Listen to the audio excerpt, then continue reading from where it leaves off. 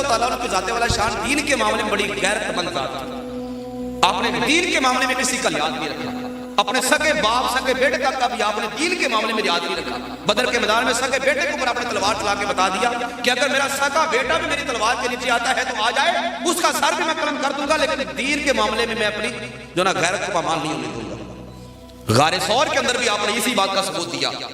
سرکار نے یہ کیسر و کسرا اور یمن ایران عراق ان لوگوں کے جو بادشاہ تھے ان کے نام میں خط لکھنا شروع فرمائے تو کسی صحابی نے کہا کہ یا رسول اللہ ان علاقوں کا رواج یہ ہے, ان بادشاہوں کا رواج یہ ہے کہ جب ان کی طرف کوئی خط پہنچتا ہے تو خط کو پڑھنے سے پہلے اس کے نیچے مہر چیک کرتے ہیں کہ مہر کس کی لگی ہوئی ہے.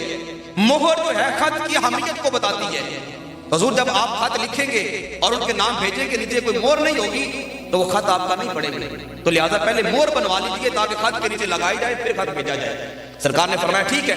صدیق اکبر رضی اللہ تعالیٰ عنہ سے فرمایا کہ اے صدیق تم ایسا کرو, جاؤ سنار کے پاس اور ایک انگوٹھی بنا کے لے آؤ, انگوٹھی بنوا کے لے آؤ اور اس انگوٹھی کے اوپر تم لفظ اللہ لکھوا لینا, اور ایک روایت میں لا الہ الا اللہ لکھوا لینا, لا الہ الا اللہ لکھوا لینا. انگوٹھی کے اوپر جب ہم خط لکھا کریں گے تو اس انگوٹھی کے ساتھ ہم ایسے کر کے اس کاغذ کے اوپر مہر لگا دیا کریں گے تاکہ پڑھنے والے کو معلوم ہو کہ یہ کسی عام بندے کا خط نہیں ہے, یہ کسی جو نا وہ اللہ کے مقرب کا خط ہے, خدا کی طرف سے ہمیں یہ پیغام ہے توحید کا.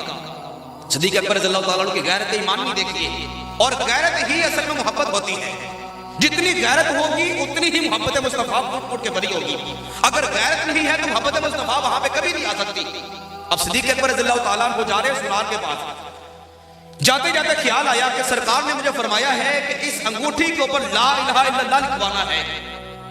خیال آیا کہ اگر میں صرف اللہ کا نام لکھوا لوں, اس کے محبوب کا نام لکھواؤں تو میری غیرت گوارا نہیں کرتی, میری غیرت گوارا نہیں کرتی. میں لا الہ الا اللہ سرکار کے حکم پر اور محمد رسول اللہ اپنی مرضی سے لکھوا دیتا ہوں تاکہ کلمہ بھی پورا ہو جائے گا, اور جس طرح رب رسول کا نام اکٹھا آتا ہے کلمے کے اندر ویسا انگوٹھی اور مہر کے اوپر بھی اکٹھا آ جائے گا. سنار کے پاس گئے, کہا میرے محبوب کا حکم یہ ہے کہ 4.25 ماشے سے کم کی انگوٹھی بنا دو چاندی کی, اور اس کے اوپر یہ لکھ دو لا الہ الا اللہ, یہ ان کا حکم ہے, اور میری فرمائش پہ لکھ دو نیچے محمد رسول اللہ. اس نے لکھ دیا.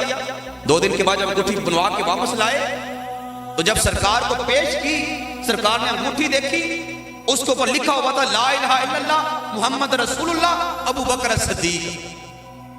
سرکار نے دیکھا, فرمایا ابو بکر میں نے تمہیں کہا تھا صرف لا الہ الا اللہ لکھوانا ہے, تم نے 2 جملے آگے مزید بھی لکھوا لیے, محمد رسول اللہ بھی لکھوا دیا, اپنا نام بھی لکھوا دیا.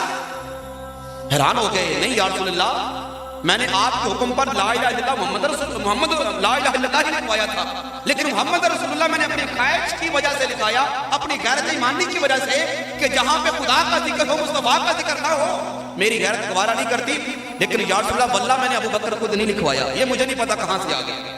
ابھی اتنی بات ہو رہی ہے کہ فوراً جبریل آ گئی, کہتے ہیں کہ یا رسول اللہ رب فرماتا ہے کہ اگر ابو بکر کو محمد خدا سے جدا قبول اور وارے نہیں ہے تو ہمیں بھی ابو بکر محمد رسول اللہ سے جدا وارے نہیں ہے. یہ مصطفیٰ کو خدا سے جدا نہیں کرنا چاہتا تو ہم ابو بکر کو مصطفیٰ سے جدا نہیں کرنا چاہتے. یہ غیرت ایمانی تھی ابو بکر صدیق رضی اللہ تعالیٰ عنہ کی, اور اسی غیرت ہی کا نتیجہ ہے کہ ہر میدان میں سائے کی طرح ابو بکر صدیق سرکار کے ساتھ ساتھ رہے ہیں. حضرات ذوالفقار ابو بکر